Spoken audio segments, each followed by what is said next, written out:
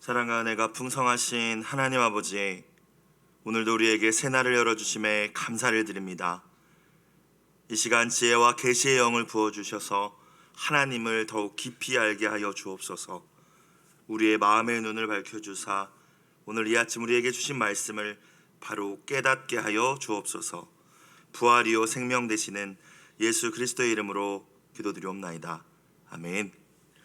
하나님 말씀 신약 요한복음 11장 38절부터 46절까지 말씀입니다.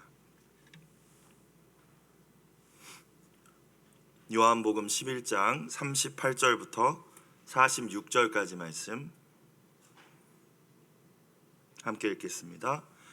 이에 예수께서 다시 속으로 비통히 여기시며 무덤에 가시니 무덤이 굴이라 돌로 막았거늘 예수께서 이르시되 돌을 옮겨 놓으라 하시니 그 죽은 자의 눈이 마르다가 이르되 주여 죽은 지가 나흘이 되었음에 벌써 냄새가 나나이다. 예수께서 이르시되 내 말이 네가 믿으면 하나님의 영광을 보리라 하지 아니하였느냐 하시니 돌을 옮겨 놓으니 예수께서 눈을 들어 우러러 보시고 이르시되 아버지여 내 말을 들으신 것을 감사하나이다. 항상 내 말을 들으시는 줄을 내가 알았나이다. 그러나 이 말씀하옵는 것은 둘러선 무리를 위함이니 곧 아버지께서 나를 보내신 것을 그들로 믿게 하려 함이니이다. 이 말씀을 하시고 큰 소리로 나사로야 나오라 부르시니 죽은 자가 수족을 배로 동인 채로 나오는데 그 얼굴은 수건에 쌓였더라. 예수께서 이르시되 풀어놓아 다니게 하라 하시니라. 마리아에게 와서 예수께서 하신 일을 본 많은 유대인들이 그를 믿었으나 그 중에 어떤 자는 바리새인들에게 가서 예수께서 하신 일을 알리니라. 아멘. 바로 앞 말씀, 어제 말씀에서 예수님께서는 이 죽음의 현실 앞에서 죽을 수밖에 없는, 또 사랑하는 이를 보낼 수밖에 없는 그 죽음의 현실 앞에서 슬퍼하고 절망하는 이들의 모습을 보시면서 심령의 비통히 여기셨다라는 말씀이 어제의 말씀이었습니다. 이 비통히 여기셨다라는 표현은 단순히 슬퍼하셨다라는 뜻 이상의 의미가 있는데, 모든 인류에게 이제 죽음과 고통과 이 절망을 겪게 만든 죄에 대한 비통함, 또 사망 원세에 대한 주님의 분노까지 포함하는 이 감정이었었던 거예요. 비통하게 여기셨다라는 것이죠.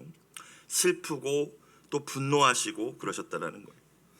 오늘 말씀은 이제 이어서 예수님께서 마르다 마리아 자매와 나사로의 무덤을 향하여 가시는 장면으로 시작되죠. 그런데 오늘 말씀 38절도 예수님이 다시 속으로 마음으로 또 비통히 여기셨다라고 하면서 시작됩니다. 또 무엇을 또 주님이 비통히 여기신 것일까? 38절 이에 예수께서 다시 속으로 비통히 여기시며 무덤에 가시니 라고 되어 있어요. 죽음 앞에서, 사망 권세 앞에서 그 모습을 보시고 안타까워하시고 비통히 여기신 주님이 오늘 다시 비통히 여기셨다. 바로 앞전의 말씀 37절을 보니까 눈물을 흘리시며 이제 마르다 마리아의 슬픔과 공감하시고 비통하게 여기셨던 그 주님 앞에서 사람들이 내뱉은 말이 있더라고요. 좀 함부로 내뱉은 이 말을 듣고 38절에 다시 비통히 여기셨어요. 37절 말씀을 보겠습니다. 그중 어떤 이는 말하되 맹인의 눈을 뜨게 한 이 사람이 그 사람은 죽지 않게 할 수 없었더냐, 이 말이거든요. 그러니까 지금 사람들이 예수님이 어떤 분이신지 여전히 그 수많은 기적을 경험하고 나서도, 그리고 지금도 계속 마르다와 대화하고 계신 그 예수님을 보면서도 예수님이 어떤 분이신지, 또 예수님이 어떤 권세와 능력을 가지고 계신 분이신지 여전히 알지 못하고 믿지 못하는 이들은 내뱉은 그 불신과 의심의 말에 대한 예수님의 반응이었다라는 것이죠. 비통히 여기셨다. 예수님께서 죄와 사망의 권세를 향하여서 비통히 여기시는 마음이 있으신 것만큼 우리들의 믿음 없음을 또한 비통히 여기시는구나. 또 슬퍼하시며 때로는 분노하시는구나. 그래서 복음서를 보면 제자들의 믿음 없음을 언제나 책망하시죠. 내가 너희와 함께 있는데 왜 두려워하였느냐라고 말씀하시죠. 믿음이 작은 자들아. 히브리서 기자는 믿음이 없이는 우리가 주님을 기쁘시게 하지 못한다라고 선언합니다. 그렇게 생각해 볼 때 요즘 저와 여러분의 생각과 말과 행동은 주님을 기쁘시게 해드리고 있습니까? 아니면 나의 말, 나의 행동, 나의 선택이 정말 주님을 또 주님의 마음을 비통하게 만들고 있는 모습은 아닌지 먼저 겸손히 돌아볼 수 있는 이 아침이 되시길 주의 이름으로 축복합니다. 자, 나사로의 무덤 앞에 도착하신 예수님께서 돌을 치우라고 하시죠. 도착하시자마자 38절 후반부터 다시 보겠습니다. 무덤에 가시니 무덤이 굴이라 돌로 막았거늘. 39절 예수께서 이르시되 돌을 옮겨 놓으라. 근데 생각해 보면 어차피 살리실 건데, 그렇죠? 죽은 지 사흘이 된 나사로도 말씀만으로 살리실 것인데 조금 더 극적인 효과를 연출하려면 바위가 빵 깨진다든지 주님이 충분히 하실 수 있는 일이시지 않겠습니까? 뭐 쓱 옮겨지든지 사라지든지 더 이렇게 극적인 연출을 하실 수 있을 것 같은데 돌을 옮겨 놓으라 명하십니다. 자, 생각을 해봤어요. 왜 이 말씀을 하셨을까? 충분히 그 모든 것들을 홀로 다 하실 수 있는 분이 왜 그곳에 모인 사람들에게 돌을 옮기라고 말씀하셨을까? 사람들에게 이 일을 맡기시면서 순종을 먼저 요구하고 계시다라는 걸 발견했습니다. 마치 가나의 혼인잔치처럼 그대로 무에서 포도주를 만드실 수 있지만 물을 담아오라고 하시잖아요. 그죠? 그냥 생기게 하실 수도 있지만 물이 변하여 포도주가 되게 하시잖아요. 물이 필요했다라는 말이 아니라 물을 떠오는 그 순종을 주님이 먼저 보신 것이죠.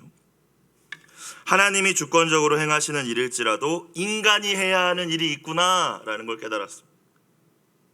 예수님이 십자가에 죽으시고 부활하심으로 죄와 사망의 권세에서 모든 인류를 자유케 하셨지만 그러나 인간이 해야 할 일, 그 예수님을 구주로 영접하고 그 이름을 믿는 것은 우리가 해야 할 일인 줄로 믿습니다.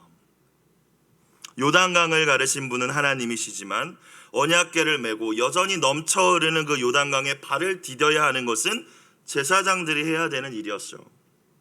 여리고를 무너뜨려 버리는 것은 주님이 하시는 일이지만 말씀에 순종하여서 그 여리고성을 7일 동안 도는 일은 이스라엘 백성들이 해야 됐던 일입니다.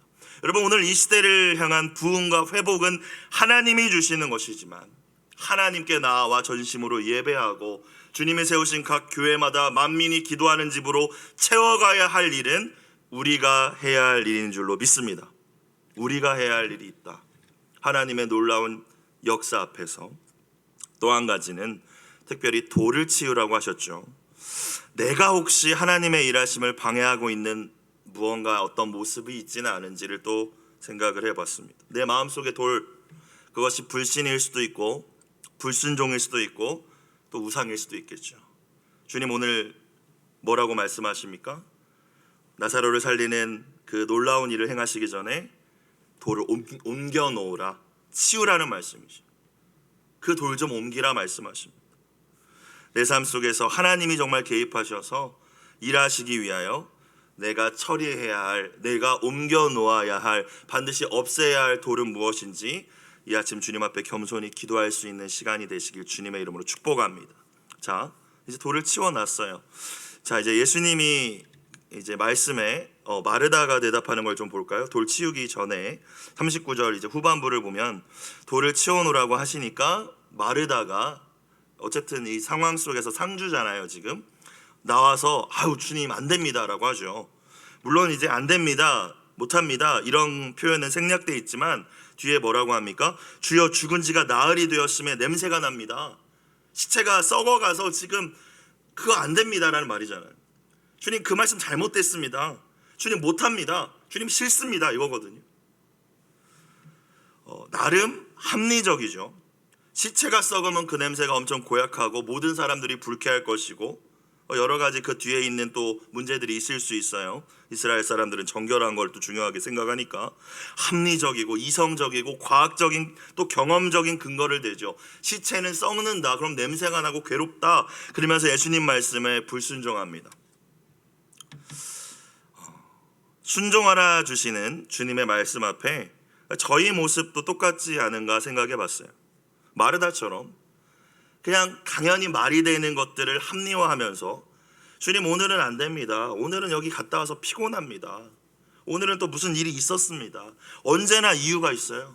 그죠? 그리고 말이 되는 이유가 있습니다. 그래서 합리화하죠. 돌을 치울 수 없습니다. 썩어서 냄새가 나기 때문입니다. 우리는 주님 앞에서 주님은 그냥 돌을 옮겨 놓으라 말씀하시는데 불가능한 이유를 생각하며 그 이유를 설명하는데 주님 앞에 에너지를 쏟을 때가 얼마나 많은지 모르겠습니다. 마치 주님이 이 상황을 다 모르시는 것처럼, 주님은 시체가 썩으면 냄새가 난다는 것도 모르시는 것처럼 오해하고 주님보다 내가 더 지혜롭다고 생각하는 교만이 작동하는 것이죠. 앞선 말씀을 보면 마르다는 입으로는 계속하여서 아나이다 믿나이다 라고 했지만 결정적인 순간 앞에서는 그 믿음이 작동되지 않고 있어요. 물론 이 상황에서 그 믿음이 작동되는 건 쉽지 않겠죠. 근데 이 모습이 우리의 모습은 아닌지 돌아보라 주님이 주신 말씀인 줄로 믿습니다. 진짜 믿음은 언제 작동하나요? 언제 보여질 수 있나요? 정말 절망의 순간에, 방금 죽은 시신 앞에서가 아니라 죽고 장사된 지 사일이 지나서 시체가 썩어가는 그 완전한 절망, 도저히 살아날 기미가 보이지 않는 그 절망이 우리의 믿음이 작동될 때인 줄로 믿습니다. 왜냐하면 주님은 이미 말라 비틀어진 뼈도 주님의 군대로 충분히 살리시고 세우실 수 있는 분이시기 때문이죠. 그리고 우리의 진짜 믿음은 또한 순종으로 증명된다는 것이 오늘 말씀을 통해서도 다시 한번 계속 보여지고 있죠. 예수님 말씀하십니다. 마르다에게 40절 예수께서 이르시되 내 말이 네가 믿으면 하나님의 영광을 보리라 하지 아니하였느냐? 지금 마르다의 반응이 믿음 없는 모습이다 라고 하신 거죠. 너 믿지 못하고 있구나 마르다야. 내가 말하지 않았니? 네가 믿는다면 하나님의 영광을 보게 될 거야 이거잖아요.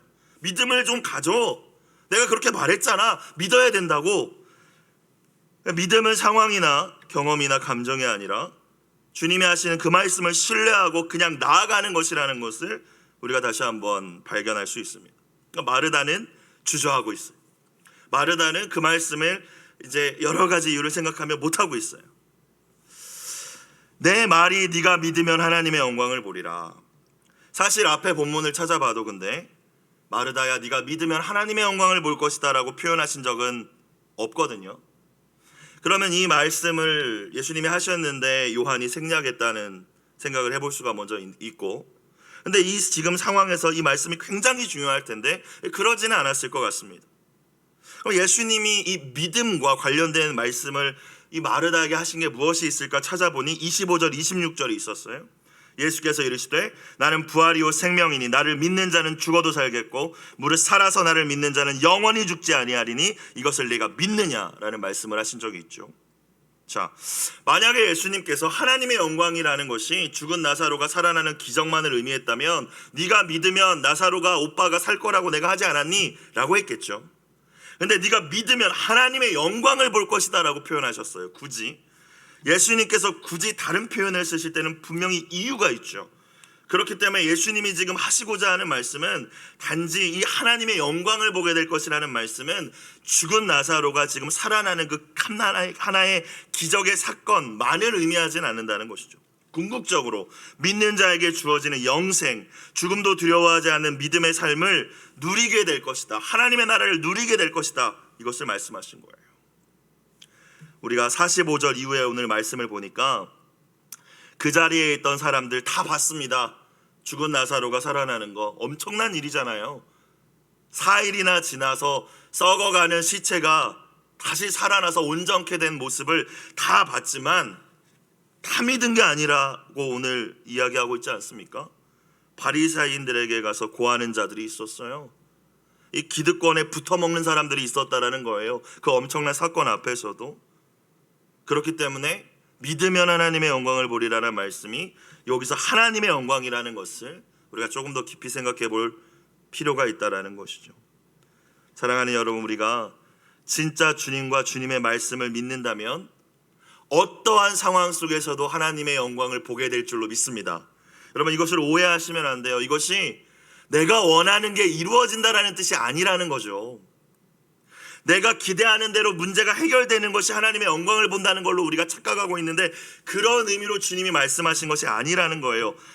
영광을 돌리게 될 것이다. 또 이 땅에서부터 하나님의 나라를, 영생을 시작하게 될 것이다. 왜? 앞서 살아서 나를 믿는 자는 영원히 죽지 아니하리라. 그에게는 이미 영생이 시작된 것이기 때문이죠. 문제 해결이나 기적 경험의 차원을 넘어선 것입니다. 진짜 믿는 자들에게는 매일매일 하나님의 영광을 보는 거예요. 이 말씀이 어려워서 주님께 계속 기도하며 물었습니다. 하나님의 영광을 본다는 게 주님 무엇일까요? 스데반이 생각났어요. 자신을 모욕하고 또 욕하고 돌로 치고, 그래서 죽어가는 스데반 집사가, 초대교회 스데반 집사가 하늘을 볼 때에 하늘이 열리고 하나님과 또 그분의 아들 예수님이 하나님 우편에 앉아 계신 걸 보죠. 그거죠. 그게 하나님의 영광, 믿는 자들에게 허락하신 하나님의 영광인 줄로 믿습니다.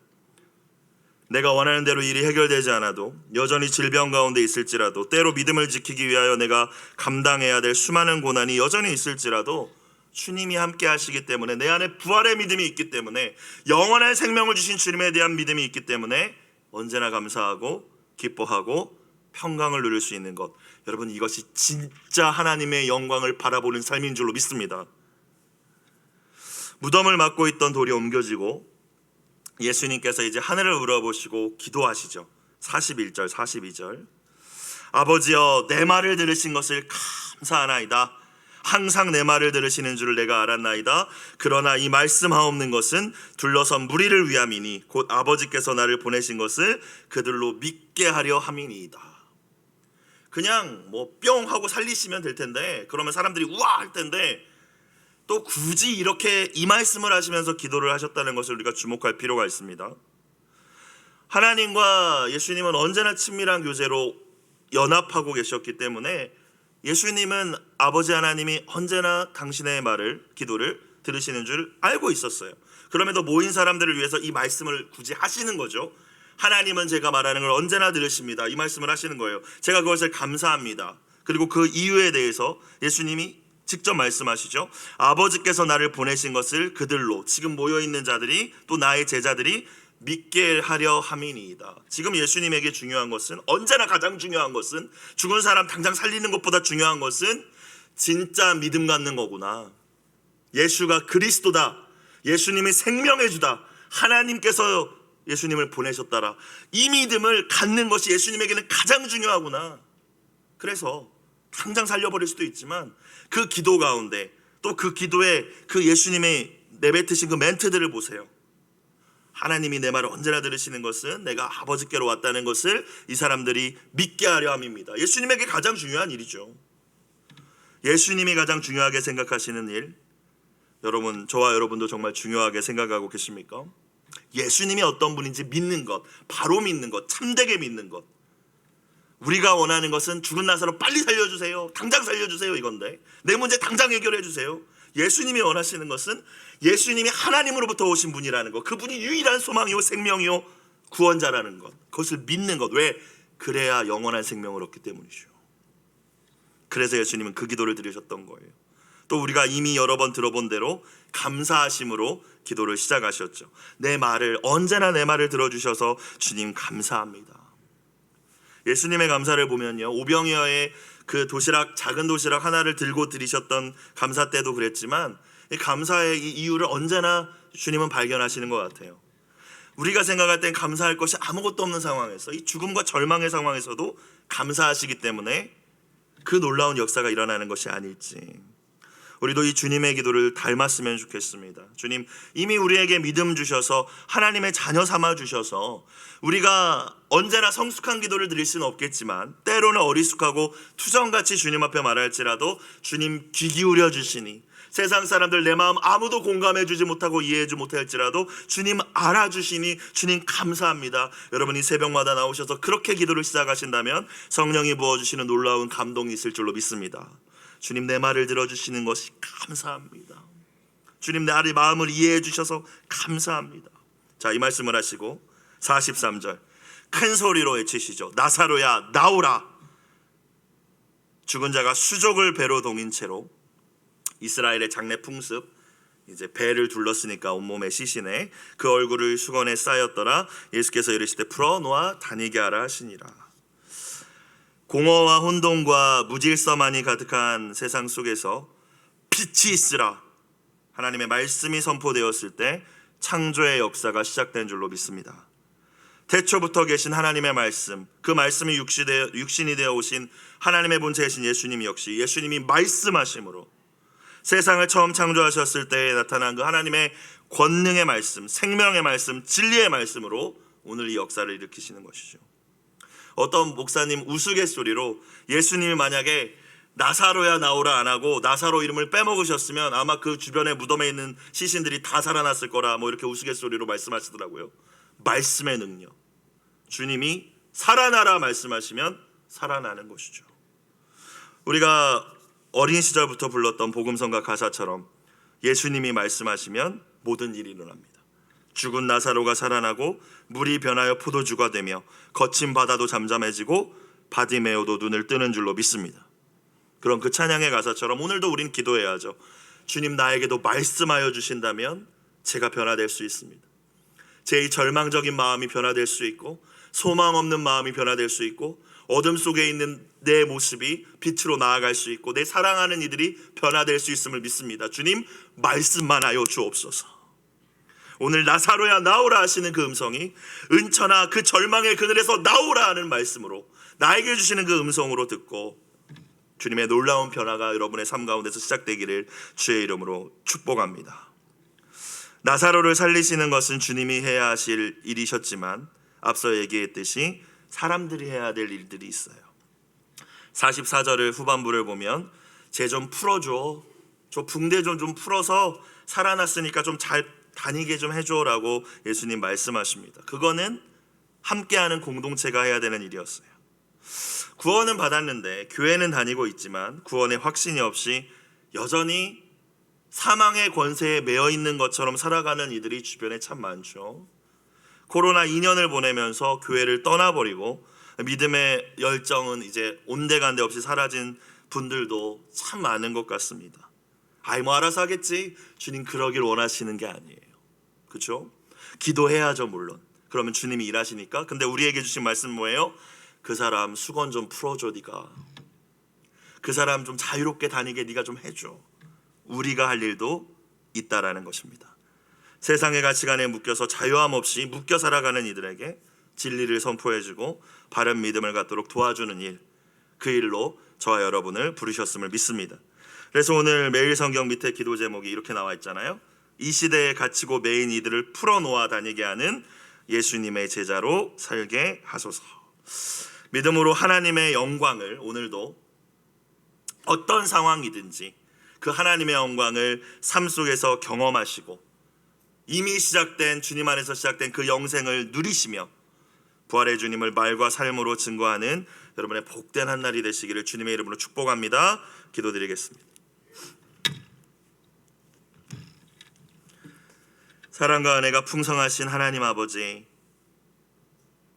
말로만 주님 압니다, 주님 믿나이다 하는 믿음이 아니라 주님이 어떤 말씀을 하시든지 온전히 신뢰하고 순종하는 믿음을 우리에게 주시어 바로 오늘부터 하나님의 영광을 경험하고 하나님의 영광을 바라보며 사는 영생의 삶을 살아 누리게 하여 주옵소서.